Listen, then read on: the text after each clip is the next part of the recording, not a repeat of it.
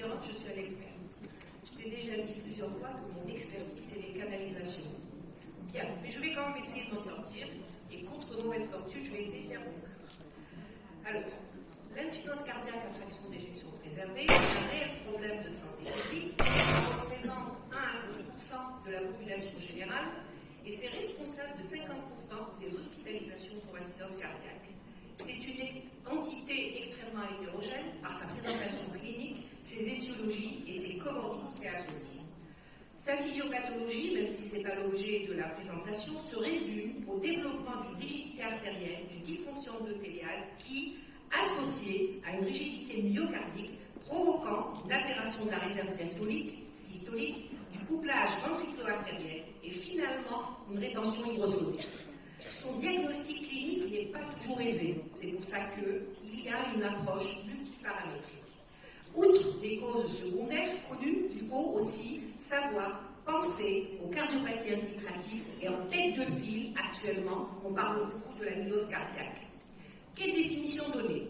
En fait, la définition n'a pas changé depuis pratiquement mon externat, même si on a un petit peu changé de tournure de phrase ou de terme, ça reste toujours des symptômes, des signes cliniques associés à une anomalie structurelle ou fonctionnelle avec une élévation de la pression intracardiaque et une inadaptation du débit cardiaque au repos ou à l'effort.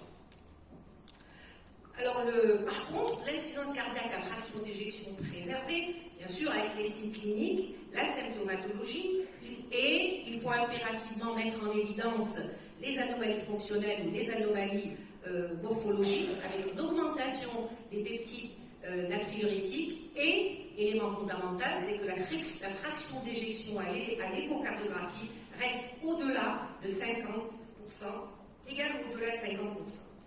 Alors, les symptômes de l'insuffisance cardiaque, quand on est devant une insuffisance cardiaque à fraction d'éjection préservée, très souvent, on n'en a pas, ils ne sont pas spécifiques. Regardez tous les symptômes et tous les signes physiques qu'on peut avoir dans le cadre de l'insuffisance cardiaque, mais ça, parfois, c'est aléatoire d'aller les rechercher, surtout quand on est à une période précoce du diagnostic de cette insuffisance cardiaque, ou alors quand un patient est déjà traité.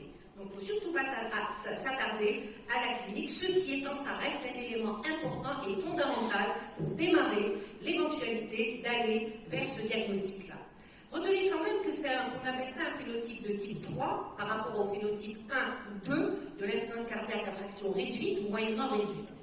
Retenez qu'il s'agit souvent d'une femme, au-delà de 60 ans, qu'elle est souvent porteuse d'une fibrillation auriculaire avec beaucoup de comorbidités. Alors regardez par exemple, vous avez l'hypertension artérielle, l'obésité va augmenter le développement de cette insuffisance cardiaque de 5 fois plus. Il y a aussi le diabète qui est là, le type 2, la fibrillation auriculaire, vous voyez qu'elle peut impacter d'une manière considérable ces patients et les verser dans une insuffisance cardiaque à fraction d'éjection préservée. Comment faire le diagnostic? Puisqu'on nous dit que ça reste un diagnostic assez difficile, nous avons à notre portée des scores qui ont été établis soit par la Société européenne de cardiologie en 2020, soit par la Société américaine de cardiologie en 2023, ou alors, si on veut être un petit peu plus rapide, on va aller faire une approche que nous a donnée l'ESC en 2021, et c'est ce qu'on appelle l'approche simplifiée. Quels examens sont à notre disposition pour ce diagnostic-là? Il faut toujours commencer par rechercher des signes de comorbidité, c'est-à-dire des examens de routine avec une numération de formule. Et si je suis devant une anémie, je n'aurai pas d'aller doser la ferritine. Bien sûr, aller rechercher l'existence d'un diabète, rechercher l'existence d'une insuffisance rénale, rechercher l'existence d'une dyslipidémie. À côté de cela, l'électrocardiogramme est un élément fondamental, puis l'échocardiographie. Mais, en fait, quand on suspecte l'éventualité d'une insuffisance cardiaque à fraction d'éjection préservée, la biologie de prime abord à faire reste le dosage des peptides natriurétiques. Malheureusement, souvent les malades arrivent à l'échographie avant même d'avoir ce dosage-là. Alors par rapport à ce dosage, il faut quand même savoir l'interpréter en fonction de l'âge du patient, en fonction du statut du patient. Parce que quand on est devant un patient qui est obèse, il faut revoir à la baisse le cut-off pour le diagnostic de cette insuffisance cardiaque à fraction d'éjection préservée. D'autre part, regardez un petit peu le nombre de pathologies qui pourraient nous positiver ces peptides natriurétiques. D'autre part, ça a une valeur prédictive négative importante. Donc c'est pour ça qu'on a tendance à dire l'idéal,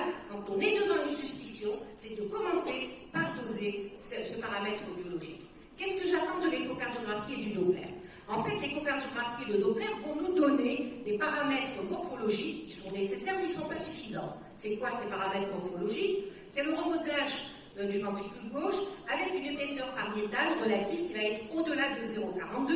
C'est la masse ventriculaire avec une hypertrophie ventriculaire gauche qui va être au-delà de 95 chez la femme et de 215 chez l'homme. Ensuite, on va essayer de rechercher est-ce que mes pressions de remplissage sont élevées ou pas, pour dire est-ce que je suis devant une dysfonction diastolique ou pas. Nous avons 4 paramètres, il suffit de 3 paramètres sur 4 pour dire je suis devant une insuffisance cardiaque à fraction d'éjection préservée, à savoir le rapport E sur E' au-delà de 14, la vitesse de l'onde de E septale inférieure à 7, latérale inférieure à 10, le volume indexé de l'oreillette gauche qui doit être au-delà de 34 ml par mètre carré, et la vitesse maximale de la régurgitation tricuspidienne qui doit être au-delà de 2,8. Que penser du strain longitudinal? Le strain longitudinal reste intéressant pour le diagnostic, mais c'est un facteur qui va déterminer éventuellement les événements cardiovasculaires et la mortalité, donc c'est un facteur prognostique. Alors, je vais dans le diagnostic. Si je veux me baser sur l'approche simplifiée de l'ESC 2021, regardez un petit peu les paramètres que je vais devoir rechercher. C'est tout ce que j'ai cité tout à l'heure. C'est la masse ventriculaire, c'est la taille de l'oreillette gauche qui va être indexée, c'est l'épaisseur pariétale, c'est le E sur E', c'est le NT-proBNP. Là encore, par rapport au NT-proBNP et par rapport à la valeur du volume de l'oreillette gauche, il faut quand même s'assurer que le malade est en sinusale. Parce que si votre malade est en arythmie, à ce moment-là, je revois à la hausse non seulement un paramètre biologique, mais aussi la valeur du volume de cette oreillette gauche. Bien sûr, la pression artérielle systolique élevée et la vitesse au niveau de la régurgitation tricuspidienne. Maintenant, si je veux aller sur les scores, nous avons 2 scores. Nous avons le score qui est proposé par la CC et nous avons le score qui est proposé par la Société européenne de cardiologie. Alors, regardez le score de la CC. Lui, il s'intéresse au PMI du patient. Il va s'intéresser à l'éventualité d'une hypertension chez le patient et combien de molécules doit prendre ce patient-là. Il va s'intéresser à l'âge du malade, il va s'intéresser à la pression artérielle systolique pression pulmonaire systolique de ce patient, et il va s'intéresser au Doppler E sur E'. Et vous avez une cotation qui va jusqu'à 9. Au-delà de 4, on va considérer que le patient a une insuffisance cardiaque à fraction d'éjection réservée. Maintenant, si je vais sur le score de la Société européenne de cardiologie de 2020, vous voyez que là, par contre, il va s'intéresser aux paramètres morphologiques et il va s'intéresser aux paramètres hémodynamiques et, bien sûr, à la biologie de ce patient. Alors là, vous avez des cotations majeures et vous avez des cotations mineures. Je ne vais pas vous détailler le tableau, vous le retrouverez dans vos lectures. Et vous voyez que la cotation va varier en fonction de certaines valeurs. Juste pour vous citer, l'oreillette gauche. La valeur de l'oreillette gauche, si elle est au-delà de 34 en rythme sinusal, je suis dans un critère majeur et je vais le côté 2. Maintenant, si je suis devant une oreillette gauche avec une valeur qui est de 29 à 34, à ce moment-là, je suis dans un critère mineur et je vais le côté 1. C'est valable aussi pour les autres paramètres. Et là encore, si j'ai un score au-delà de 6, je vais dire que je suis devant une insuffisance cardiaque à fraction d'éjection préservée. Maintenant, si je suis un petit peu dans la zone grise, je ne suis pas au-delà de 4 et je ne suis pas au-delà de 6 pour les 2 scores. Que vais-je faire? Donc à ce moment-là, je vais aller m'aider de quoi? Je vais aller m'aider d'un écho de stress. Et l'écho de stress, qu'est-ce qu'il va m'apporter? L'écho de stress a une double visée. D'abord, il pourrait me renseigner sur l'étiologie de cette insuffisance cardiaque à fraction d'éjection préservée. Et deuxièmement, il me fait le diagnostic si on a majoré le E sur E', et ça me fait 2 points. Maintenant, si ce E sur E' est majoré et qu'en plus, on a une vitesse pour l'insuffisance tricuspidienne qui augmente, là, je vais avoir une majoration de 3 points. Parfois, on reste dans des doutes. On n'est pas encore dans la certitude. De quoi vais-je m'aider? À ce moment-là, je vais pousser mon malade en salle de cathétérisme pour faire un cathétérisme droit et évaluer les pressions, et peut-être gauche, parce qu'il faut évaluer les pressions au niveau de la cavité ventriculaire gauche, en diastole. Ceci étant, le cathétérisme cardiaque droit peut me suffire, puisque je vais évaluer les pressions capillaires au repos et les pressions capillaires à l'effort. Et vous voyez que si j'ai des pressions capillaires à l'effort qui sont au-delà de 25 mm de mercure, rassurez-vous, en salle de cathé, on fait des efforts très simples, c'est-à-dire on va demander au malade de relever les jambes et de le redescendre 3 ou 4 fois, et on va voir que la pression au niveau capillaire va augmenter. Donc là, j'ai fait le diagnostic d'une insuffisance cardiaque à fraction d'éjection préservée. Après tout ça, il faut essayer de comprendre quelle est l'étiologie de cette insuffisance cardiaque à fraction d'éjection préservée. Bien sûr, on connaît la cardiopathie ischémique, on connaît l'hypertension artérielle, on connaît les cardiopathies hypertrophiques, et actuellement, on a tendance aussi à s'orienter vers certaines cardiopathies hypertrophiques telles que l'amylose. Et donc là, vous allez avoir une série d'examens à faire, soit une scintigraphie ou un scanner pour essayer de voir est-ce que la coronaropathie est là. De préférence, la scintigraphie, l'écho de stress beaucoup plus poussé que ce qu'on faisait tout à l'heure pour dévoiler l'existence d'une ischémie. On fait une IRM et l'éventualité d'une biopsie si on doute éventuellement d'une amylose. Quelle prise en charge? Alors je disais au départ qu'il nous fallait plusieurs paramètres pour faire le diagnostic d'une part, et d'autre part qu'il y avait beaucoup de comorbidités et que ces comorbidités poussaient le patient vers la décompensation cardiaque. Donc il faut savoir les traiter. Je suis devant un malade avec une hypertension artérielle, il faut que ma tension artérielle soit à la cible. Et il faut qu'elle soit inférieure à 130 pour la systolique et 80 pour la diastolique. Je suis devant un diabétique, son hémoglobine glycée doit être autour de 7. Maintenant, je suis devant une fibrillation auriculaire, il faut la traiter. Ensuite, on va laisser la réflexion, éventuellement aux spécialistes en question, comment il faut savoir la traiter. C'est pour ça qu'on a tendance à dire, c'est une prise en charge pluridisciplinaire. Il faut traiter l'apnée du sommeil, parce que là encore, elle va pousser le patient vers une décompensation cardiaque avec sa fraction d'éjection qui est tout à fait préservée. Il ne faut pas oublier aussi, si la coronaropathie est sous-jacente, il faut la traiter. Et je passe sur le reste des comorbidités. Alors, par rapport au traitement, je vais juste donner les nouveautés par rapport au traitement de cette insuffisance cardiaque à fraction d'éjection préservée. Et vous voyez qu'on avait des recommandations en 2022. On a eu des updates en 2023. Il est rare qu'au-delà d'une année, on revienne un petit peu sur les recommandations et qu'on modifie ces recommandations. Et ceci est dû à quoi? Puisqu'on a remarqué que les inhibiteurs des GLT2 qui étaient en 2022 en classe 2B sont passés en 2023 en classe 1 au même titre que les diurétiques pour aller traiter la congestion du patient qui est là. Alors pourquoi ça? Parce qu'on a eu quand même 2 essais cliniques très concluants. On a eu l'essai clinique d'Eliver qui s'est intéressé à la dapagliflozine et on a eu l'essai clinique Emperor qui, lui, s'est intéressé à l'empagliflozine chez des patients avec une insuffisance cardiaque à fraction d'éjection préservée au-delà de 50 ans. Et qu'est-ce qu'on voulait savoir comme objectif primaire? Est-ce qu'on diminuait le nombre de réhospitalisations pour insuffisance cardiaque? Est-ce qu'on diminuait les décès chez ces patients-là?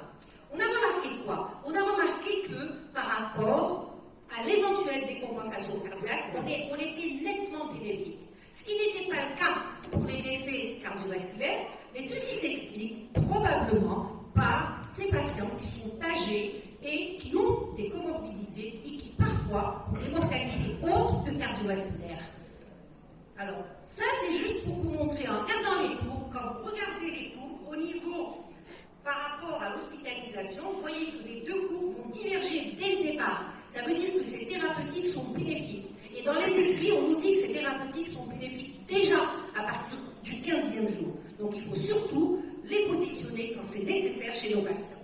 Alors là aussi, c'est la même chose. Quand on regarde l'étude d'Emperor, là encore, on va voir par rapport à l'insuffisance cardiaque, les courbes divergent déjà dès la 2e semaine. Cette étude va nous apporter autre chose, elle va nous dire qu'on améliore la qualité de vie des patients. Et elle nous dit aussi qu'on va stabiliser l'atteinte rénale si elle est là et si le malade a commencé à la dégrader. À partir de là, voilà les nouvelles recommandations de 2023. On va mettre sur le même pied d'égalité les diurétiques, les inhibiteurs des GLT2 et le traitement, bien sûr, de la cardiopathie causale, qu'elle soit cardiopathie ischémique, qu'elle soit cardiopathie hypertrophique, qu'elle soit cardiopathie rythmique ou autre. Et on nous dit, on doit mettre ça dès le départ et on fait une titration. Et il faudrait qu'au terme des 6 semaines, on soit arrivé à la dose maximale de ces thérapeutiques. Pour les inhibiteurs de GLT2, c'est très simple, une seule dose, c'est le 10 mg, on le donne dès le départ.